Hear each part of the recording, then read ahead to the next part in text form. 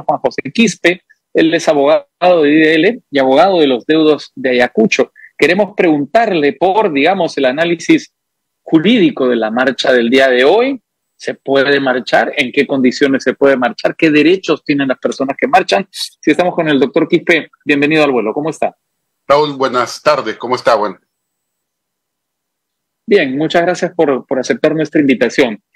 Bueno, vamos a tratar, digamos, de ser lo más didácticos posibles en lo que tiene que ver con el derecho a la protesta y a la manifestación, que es un derecho constitucionalmente reconocido. ¿Qué se puede hacer?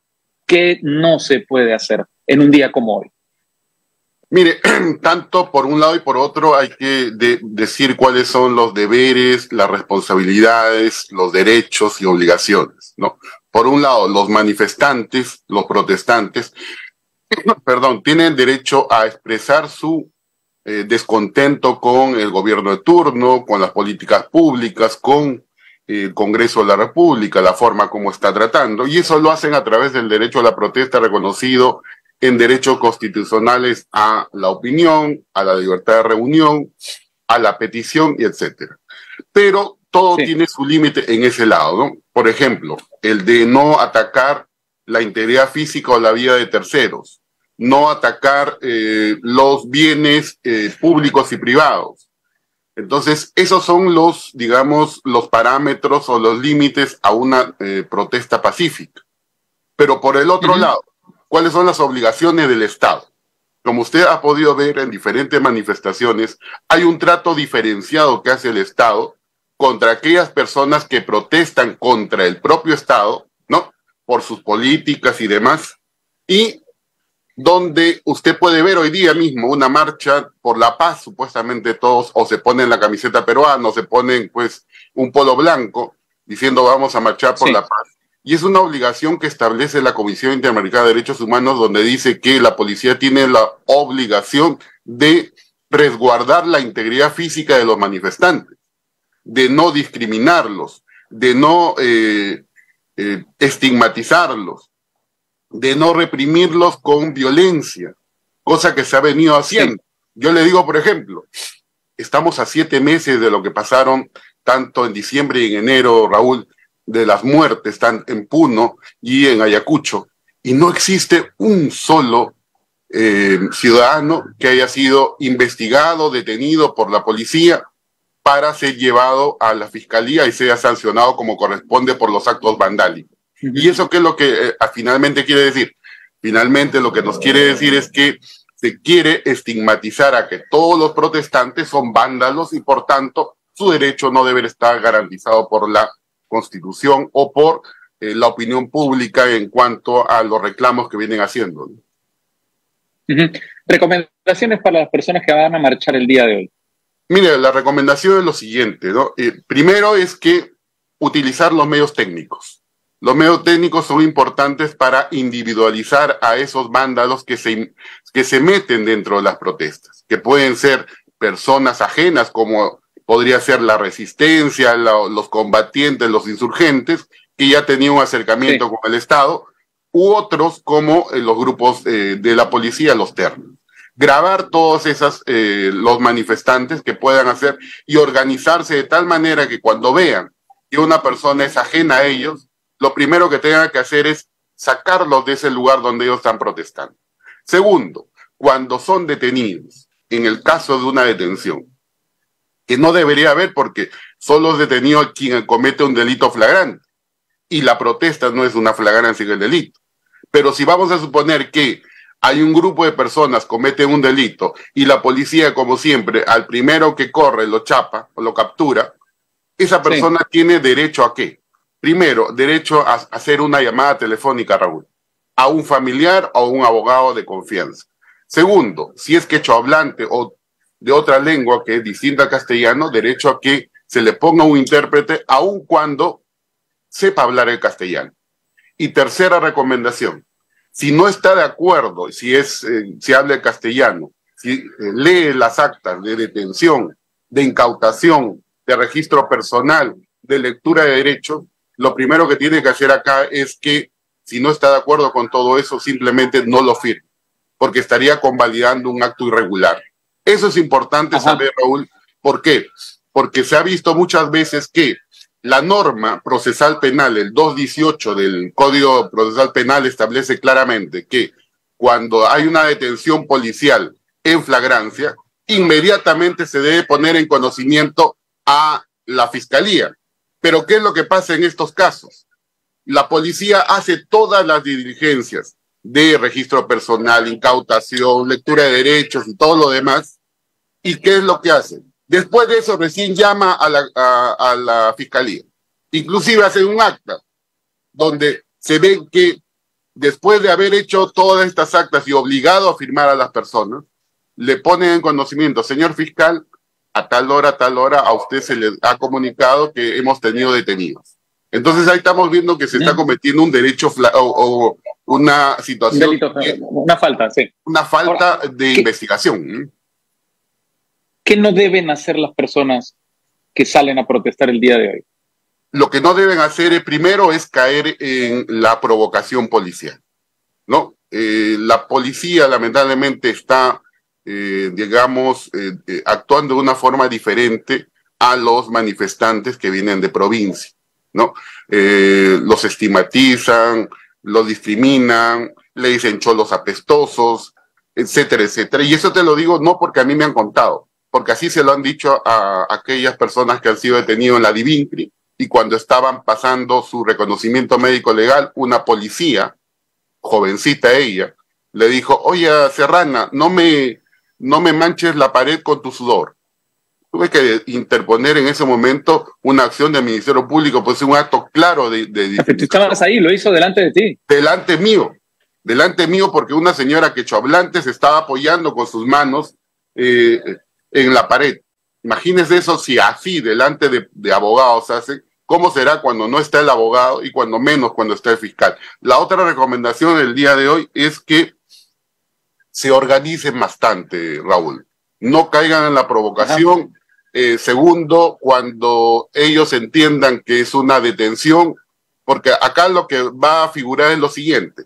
Si una persona es intervenido dentro de un tumulto, y se niega su detención, ya no solamente se le puede irrogar la comisión de un delito de, por ejemplo, daños, sino también de resistencia a la autoridad.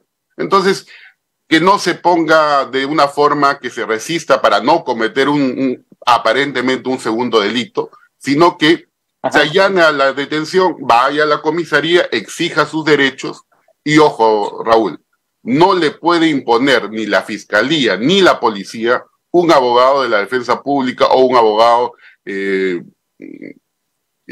Estado. ¿Por qué? Porque la Constitución dice claramente todos tienen derecho a un abogado de su libre elección. Mientras no llegue su abogado, Raúl, él o la detenida no debe prestar ninguna declaración ni debe firmar ningún documento. Esas son las recomendaciones instantáneas que se debe dar a toda persona que participa en una protesta, ¿no? Que consideramos como tú y como yo que no está cometiendo un delito, pero es intervenido por la policía. El instinto natural es resistirse. Que no lo haga, que vaya a la comisaría. Y ahí se va a saber su situación, cómo es que esta persona no está inmersa en estos delitos que la policía le puede robar, ¿no? Ahora, digamos, del otro lado, de parte de las autoridades, de la policía, de las autoridades municipales, ¿cuál debería ser el comportamiento ideal en una situación de esta naturaleza? Primero, el acompañamiento de los manifestantes. Es decir, los policías se ponen al costado de los manifestantes para resguardar la integridad física de ellos mismos y de terceros que no participan en la protesta.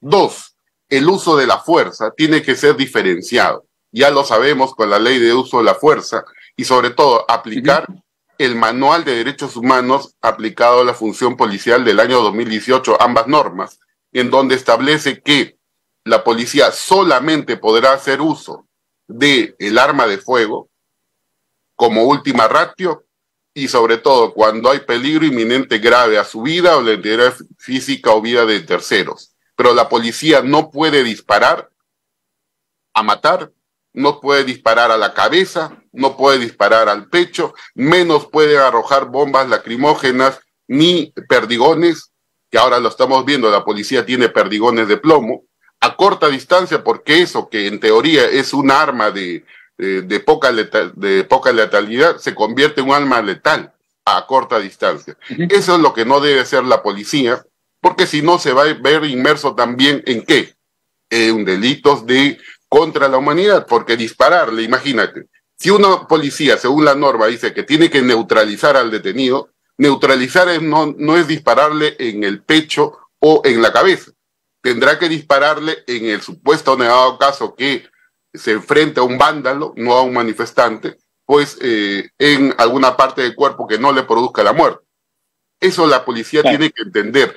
Los derechos contenidos en las Naciones Unidas, que la policía en sus manuales y en sus leyes especiales dicen que deben cumplir, pues lo deben hacer en la práctica y no estar en una situación de enfrentamiento a aquella persona que en la calle quiere protestar y en la calle quiere hacerse escuchar porque las negociaciones o las peticiones han sido cortadas por el gobierno de turno. Si te digo algo para finalizar este punto, Raúl, han sido 7 meses que este gobierno ni siquiera le ha tocado la puerta a un solo líder de las protestas para decirle cuáles son tus reivindicaciones, qué es lo que realmente quieres. Simplemente se ha limitado a cogobernar con el Congreso, ¿no? Finalmente, por favor, actualízanos, digamos, el estatus de las investigaciones por las muertes en Ayacucho, cuyos deudos tú representas. Exacto. Nosotros, el IDL no solamente está representando a Ayacucho, sino también en Junín, en Cusco, y en Andahuaylas, y en Lima también. Es casi todo.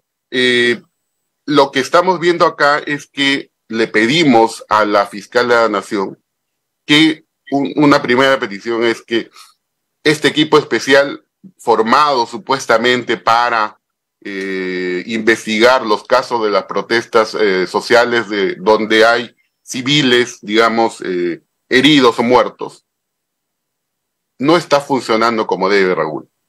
No están avanzando las investigaciones están demasiado lentas, se están haciendo en algunos casos vía virtual, en otros casos está viajando un equipo a la zona, pero de una manera muy lenta, que en realidad esos casos debieron quedarse en la Fiscalía de Derechos Humanos de la zona. Lo primero que le diría a la fiscal de la Nación es que este equipo se desactive. ¿Por qué? Porque aparte que no tiene la experticia necesaria para ver casos de grave violación a los derechos humanos, te voy a dar un solo ejemplo del estropicio jurídico que están haciendo. Están poniendo en una misma carpeta fiscal a investigados por actos de presuntos organización criminal y violencia y daños y todo lo demás, cuando esa misma persona aparece como agraviado en esa misma carpeta fiscal. Es imposible que una persona en una misma carpeta fiscal tenga la condición de investigado y de agraviado. Ese es un absurdo. Si sea la Fiscalía de Derechos Humanos, el equipo especial debería poner en otras 2 carpetas fiscales diferentes. Y por último, en la Fiscalía de la Nación se han programado diversas diligencias para julio y para agosto hasta septiembre. Pero sin embargo está teniendo un punto. Están investigando, y eso alerto a la población, de que como solamente genocidio y como el delito de comisión por omisión, es decir, el deber de garante que tiene, ¿no?, toda autoridad pública frente a la población. Pero ¿por qué no quiere investigar la fiscal de la Nación como autoría mediata por dominio de organización? Esa es otra cosa, porque tenemos el caso Fujimori, tenemos el caso de Sendero Luminoso, Abimael Guzmán, Abimael Guzmán, ¿no? Entonces, acá también. Y por último, pues que las autoridades hasta ahora se niegan a dar los planes operativos. El ejército no los quiere dar sus planes operativos y es el ejército donde mató una gran cantidad de personas en Ayacucho, ¿no? La policía también está dando a cuentagotas sus planes operativos. Estamos avanzando a paso de tortuga, pero sin embargo, por el otro lado, sí que tenemos más de 60 carpetas donde están investigados varias personas por organización criminal, daños, disturbios y demás. Ese es más o menos un pequeño balance que yo te pediría a través de tu medio, que le invites a la fiscal coordinadora, la doctora Marena Mendoza, la coordinadora del equipo especial, para que te diga cuál es su balance de los 6 meses de derechos humanos en el país, de lo que ellos están haciendo como equipo especial. y te aseguro que no tienen ni una cifra oficial, ni siquiera hasta ahora están llegando las pericias balísticas, ni todos los informes médicos, y con eso estamos viendo que en 7 meses prácticamente no hemos hecho mucho. Muy bien, Juan José Quispe, abogado del IDL, que representa los deudos de los fallecidos durante las protestas que siguieron a la asunción de Dina Boluarte como presidenta de la República. Un gusto poder conversar contigo. Un gusto, Raúl. Gracias. Buenas tardes.